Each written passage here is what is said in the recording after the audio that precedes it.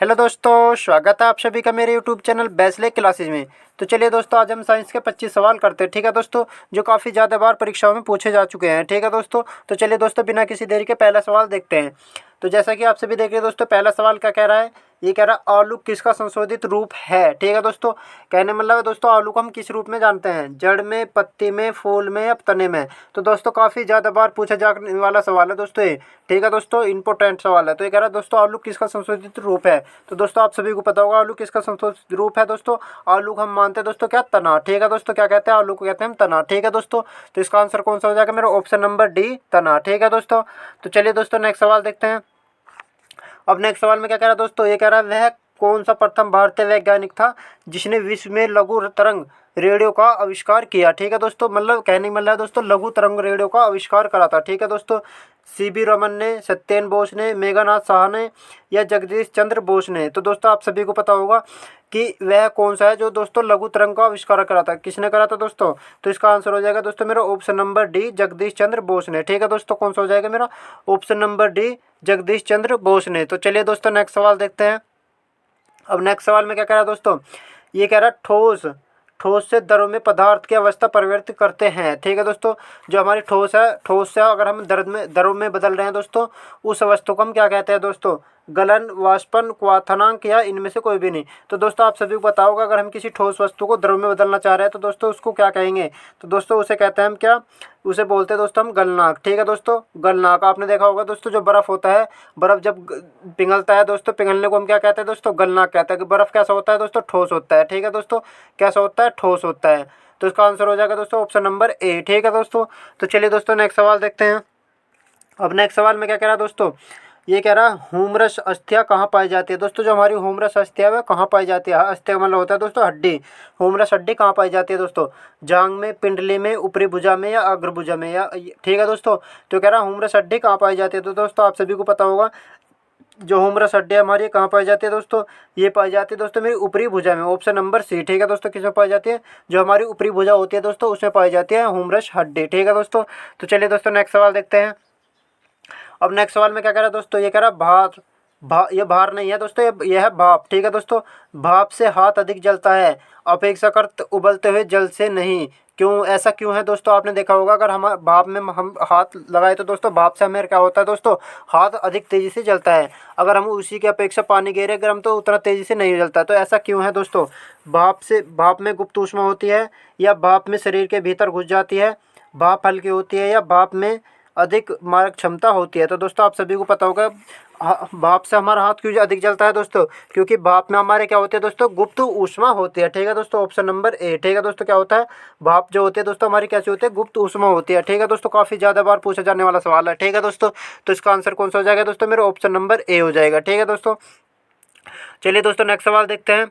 अब नेक्स्ट सवाल में क्या कह रहा है दोस्तों, ये कह रहा है जापानी इंसेफेलाइटिस का कारण होता है दोस्तों, जो हमारा जापानी इंसेफेलाइटिस होता है ये किस कारण होता है, जीवाणु से होता है, विषाणु से होता है, परजीवी प्रोटोजोआ से होता है, फफूंद से होता है।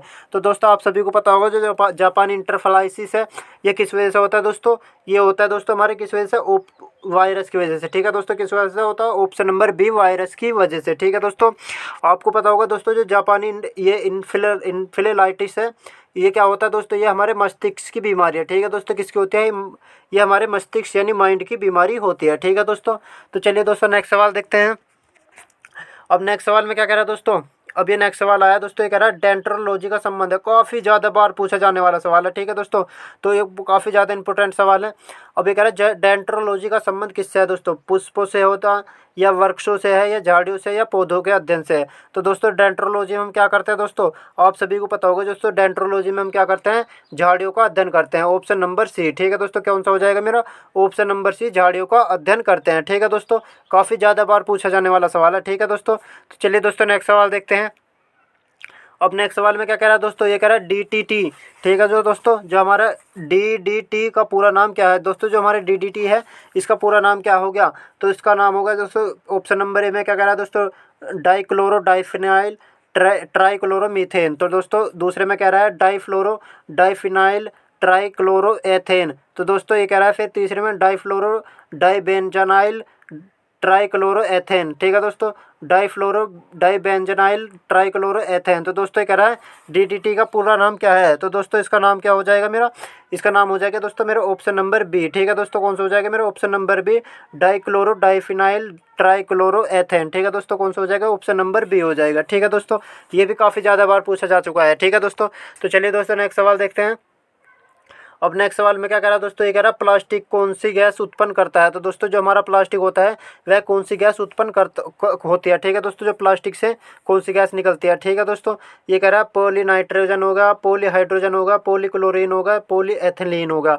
तो दोस्तों ये कह रहा है प्लास्टिक से कौन सी गैस उत्पन्न होती है, तो दोस्तों इसका आंसर हो जाएगा मेरा कौन सा ऑप्शन नंबर डी, ठीक है दोस्तों, कौन सा हो जाएगा पॉली एथिलीन हो जाएगा, ठीक है दोस्तों। काफ़ी ज़्यादा बार पूछा जाने वाला सवाल है, बहुत ज़्यादा इंपॉर्टेंट सवाल है, ठीक है दोस्तों, कौन सा हो जाएगा ऑप्शन नंबर डी हो जाएगा, ठीक है दोस्तों। तो चलिए दोस्तों नेक्स्ट सवाल देखते हैं। अब नेक्स्ट सवाल में क्या कह रहा है दोस्तों, ये कह रहा है साबुन के बुलबुले श्वेत प्रकाश में देखने पर रंगीन दिखाई देते हैं, इस घटना को क्या कहते हैं। दोस्तों अगर हम साबुन का एक बुलबुला ले तो दोस्तों सफ़ेद प्रकाश में कैसे दिखाई देगा, वो रंगीन दिखाई देगा, ठीक है दोस्तों। किस वजह से दिखाई देता है, प्रकीर्णन की, व्यतिकरण की, विक्षेपण की या ध्रुवन की। दोस्तों उसी प्रकार जैसे कि आपने इंद्रधनुष देखा होगा दोस्तों, इंद्रधनुष में कितने प्रकार के रंग दिखाई देते हैं श्वेत प्रकाश में, उसी प्रकार ये भी है दोस्तों। तो ये कह रहा है साबुन का बुलबुले को किस वजह से इतने रंग दिखाई देते हैं दोस्तों, तो इसका आंसर हो जाएगा दोस्तों मेरा कौन सा ऑप्शन नंबर बी, ठीक है दोस्तों, कौन सा हो जाएगा व्यतिकरण, ठीक है दोस्तों। तो कौन सा आंसर हो जाएगा मेरा ऑप्शन नंबर बी व्यतिकरण की वजह से, ठीक है दोस्तों। तो चलिए दोस्तों नेक्स्ट सवाल देखते हैं। अब नेक्स्ट सवाल में क्या कह रहा है दोस्तों, ये कह रहा है किसी परमाणु के नाभिक का द्रव्यमान इसमें उपस्थित न्यूट्रॉन और प्रोटॉनों के द्रव्यमान से क्या होगा दोस्तों, हमेशा अधिक होता है, हमेशा कम होता है, हमेशा दुगना होता है, हमेशा के बराबर होता है। तो ये कह रहा है दोस्तों अगर नाभिक में प्रोटॉन और न्यूट्रॉन दोनों मिला दे तो दोस्तों उसका भार कैसा होगा, तो दोस्तों इसका आंसर हो जाएगा मेरा कौन सा ऑप्शन नंबर बी, ठीक है दोस्तों, हमेशा कम होता है, ठीक है दोस्तों, कौन सा हो जाएगा ऑप्शन नंबर बी हमेशा कम होता है, ठीक है दोस्तों। तो चलिए दोस्तों नेक्स्ट सवाल देखते हैं।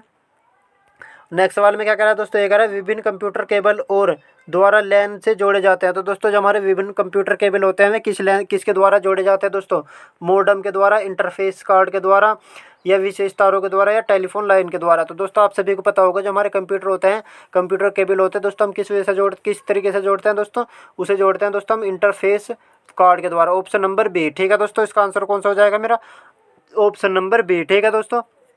तो चलिए दोस्तों नेक्स्ट सवाल देखते हैं। अब नेक्स्ट सवाल में क्या कह रहा है दोस्तों, ये कह रहा है माइका है। दोस्तों जो हमारी माइका होती है वो क्या होती है, ऊष्मा और विद्युत का कुचालक होती है, ऊष्मा और विद्युत दोनों का चालक होता है, ऊष्मा का कुचालक और विद्युत का चालक होता है, ऊष्मा का चालक और विद्युत का कुचालक होता है। दोस्तों माइका को क्या कहते हैं दोस्तों, हम हिंदी में इसे बोलते हैं अभ्रक, ठीक है दोस्तों, क्या बोलते हैं अभ्रक, ठीक है दोस्तों, क्या कहते हैं अभ्रक कहते हैं। अब ये कह रहा है माइका जो होते हैं दोस्तों किसका होता है, माइक्रा होती है दोस्तों किसकी, इसका आंसर हो जाएगा दोस्तों मेरा कौन सा इसका आंसर हो जाएगा दोस्तों मेरा कौन सा ऑप्शन नंबर ए, ठीक है दोस्तों। माइका विद्युत और ऊष्मा की दोनों की क्या होते हैं कुचालक होती है, ठीक है दोस्तों, इसे बोलते हैं अभ्रक, ठीक है दोस्तों। जो हमारे लाइट के जो ऊपर दोस्तों कवर चढ़ा होता है ना दोस्तों, वो किसका बना होता है, वो माइका का ही बना होता है, ठीक है दोस्तों। तो चलिए दोस्तों नेक्स्ट सवाल देखते हैं। अब ये कह रहा है दोस्तों हैवर्सियान तंत्र पाया जाता है। दोस्तों जो हमारा हैवर्सियान तंत्र कहाँ पाया जाता है दोस्तों, मत्स्यों की हड्डियों में, पक्षियों की अस्थियों में, स्तनियों की हड्डियों में, या सरीसृप की अस्थियों में। तो दोस्तों ये कह रहा है हैवर्सियान तंत्र कहाँ पाया जाता है, तो दोस्तों इसका आंसर हो जाएगा मेरा कौन सा ऑप्शन नंबर सी, ठीक है दोस्तों, कौन सा हो जाएगा स्तनियों की अस्थियों में पाया जाता है, ठीक है दोस्तों। तो इसका आंसर कौन सा हो जाएगा मेरा ऑप्शन नंबर सी, स्तनियों की अस्थि में पाया जाता है। तो चलिए दोस्तों नेक्स्ट सवाल देखते हैं। अब नेक्स्ट सवाल में क्या कह रहा है दोस्तों, ये कह रहा है सूर्य विकिरण का कौन सा भाग सोलर कुकर को गर्म करता है। तो दोस्तों आजकल के टाइम दोस्तों आपने देखा होगा जो ज़्यादातर खाना बनाते हैं दोस्तों पहाड़ी क्षेत्र इलाकों में, तो वे क्या करते हैं दोस्तों, वे सौर कुकर का उपयोग करते हैं दोस्तों। ऐसा क्यों होता है दोस्तों, किस वजह से होता है दोस्तों, ये पराबैंगनी किरणों की वजह से, अवरत किरणों की, या कॉस्मिक किरणों की, या प्रकाशीय किरणों की। तो दोस्तों कह रहा है सूर्य का विकिरण का कौन सा भाग सोलर कुकर को गर्म करता है, तो दोस्तों इसका आंसर हो जाएगा मेरा कौन सा अवरक्त किरणें, ऑप्शन नंबर बी हो जाएगा, ठीक है दोस्तों, कौन सा हो जाएगा मेरा ऑप्शन नंबर बी अवरक्त किरणों की वजह से। चलिए दोस्तों नेक्स्ट सवाल देखते हैं। नेक्स्ट सवाल में क्या कह रहा है दोस्तों, अब ये कह रहा है कैलोमल, ठीक है दोस्तों, जो हमारा कैलोमल होता है का रासायनिक सूत्र है दोस्तों, एक मेरा कैलोमल होता है दोस्तों, उसका रासायनिक सूत्र क्या होगा, HgCl2, Hg2Cl2, HgS या HgSO4। तो दोस्तों कह रहा है कैलोमल का रासायनिक सूत्र क्या होगा, तो दोस्तों इसका आंसर हो जाएगा मेरा कौन सा ऑप्शन नंबर बी, ठीक है दोस्तों, कौन सा हो जाएगा Hg2Cl Cl2, ठीक है दोस्तों।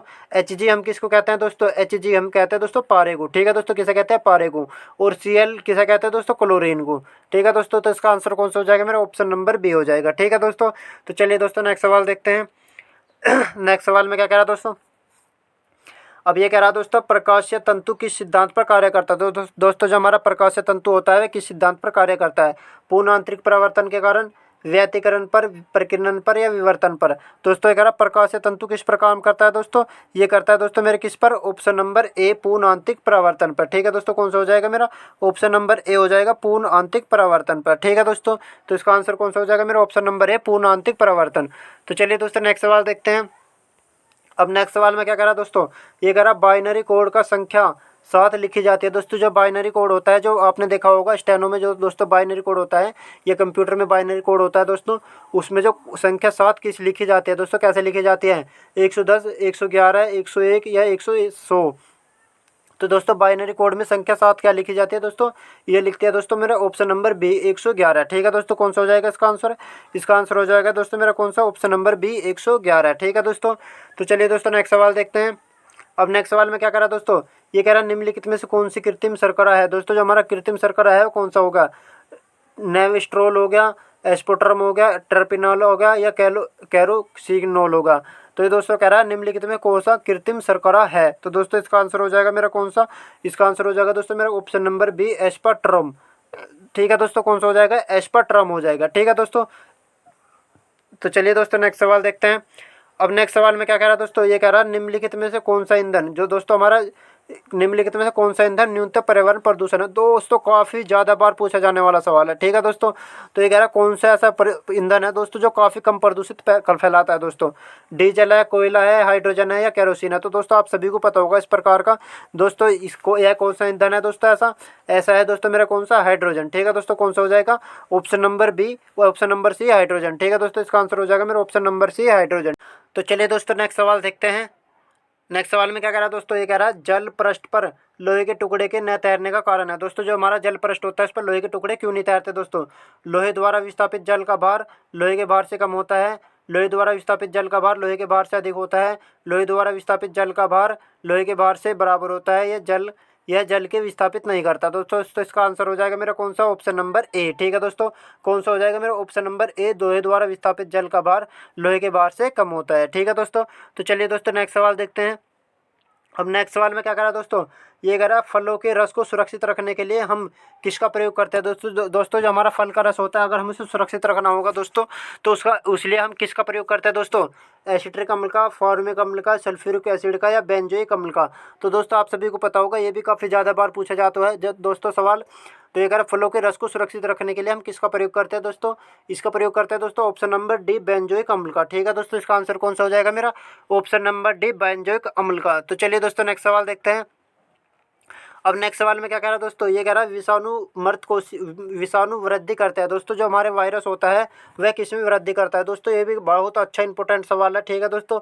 तो ये कह रहा है वायरस किस में वृद्धि करता है दोस्तों, मृत को शरीर में, जीवित कोशिका में, पानी में, चीनी के विलय में। तो दोस्तों आपने देखा होगा जो वायरस होता है कभी ख़त्म नहीं होता, ठीक है दोस्तों। आप चाहे इसे एक बोतल में भर के 100 साल तक रख दो और जैसे ही वातावरण में आएगा दोस्तों ये फिर फैलना शुरू हो जाएगा, ठीक है दोस्तों। तो ये कह रहा है वायरस वृद्धि करते हैं दोस्तों किस में करते हैं, जीवित कोशिका में, ठीक है दोस्तों। किस में करता है, ऑप्शन नंबर बी जीवित कोशिकाओं में, ठीक है दोस्तों। तो चलिए दोस्तों नेक्स्ट सवाल देखते हैं। अब नेक्स्ट सवाल में क्या कह रहा है दोस्तों, ये कह रहा है वायुमंडल में आर्द्रता की उपस्थिति एक ऐसे स्टील के गिलास की बाह्य सतह पर जल की बूंदों को देखकर की सुनिश्चित की जाती है जो भरा हो। दोस्तों अगर हम वायुमंडल में आर्द्रता नापते हैं तो दोस्तों जो एक गिलास होता है दोस्तों उसकी पर जल की बूंदों से पता करता है दोस्तों उसमें कैसा जल होना चाहिए, गर्म दूध से, गर्म जल से, ठंडे जल से या सामान्य जल से। तो दोस्तों उसमें कैसा जल भरा होना चाहिए, उसमें भरा होना चाहिए दोस्तों कैसा, ठंडा जल, ठीक है दोस्तों। कैसा होना चाहिए, मेरा ठंडा जल होना चाहिए, ठीक है दोस्तों। आपने देखा होगा उसमें ठंडा जल भरने के बाद उस पर जो बूंदे जमते हैं दोस्तों उससे हम क्या नापते हैं दोस्तों, वायु में आर्द्रता नापते हैं दोस्तों। वैसे आर्द्रता हम किस में नापते हैं दोस्तों, आर्द्रता नापते हैं दोस्तों हाइग्रोमीटर में, ठीक है दोस्तों। हाइग्रोमीटर में काफ़ी ज़्यादा बार पूछा जाने वाला सवाल है दोस्तों कि आर्द्रता हम किस में नापते हैं दोस्तों, हाइग्रोमीटर में। तो चलिए दोस्तों नेक्स्ट सवाल देखते हैं। अब नेक्स्ट सवाल में क्या कह रहा है दोस्तों, ये कह रहा पूर्ण आंतरिक परावर्तन, ठीक है दोस्तों। पूर्ण आंतरिक परावर्तन आप जो प्रकाश के नहीं दोस्तों कह रहा पूर्ण आंतरिक परावर्तन की स्थिति प्रकाश के परावर्तन होता है तो दोस्तों प्रकाश का परावर्तन होता है। दोस्तों ये कह रहा है पूर्ण आंतरिक परावर्तन की स्थिति में प्रकाश परावर्तित होता है। तो दोस्तों 20%, 25%, 1% या 7%, 100%। ठीक है दोस्तों, अगर हम पूर्ण आंतरिक परावर्तन की स्थिति देखते हैं तो प्रकाश का परावर्तन कैसा होना चाहिए दोस्तों? प्रकाश का परावर्तन होना चाहिए 7% यानी 100%। ठीक है दोस्तों, कैसा होना चाहिए? 100% होना चाहिए। ठीक है दोस्तों, तो इसका आंसर कौन सा हो जाएगा मेरा? इसका आंसर हो जाएगा दोस्तों ऑप्शन नंबर डी। ठीक है दोस्तों, कौन सा हो जाएगा? Option number D. ठीक है दोस्तों, तो चलिए दोस्तों आज क्या 25 सवाल थे दोस्तों, मैंने आपको 25 सवाल करा दिए दोस्तों। आपको इन 25 सवालों में से दोस्तों कितने आंसर आए दोस्तों मुझे कमेंट बॉक्स में जरूर बताना। ठीक है दोस्तों, और वीडियो कैसी लगी दोस्तों ये भी बताना। और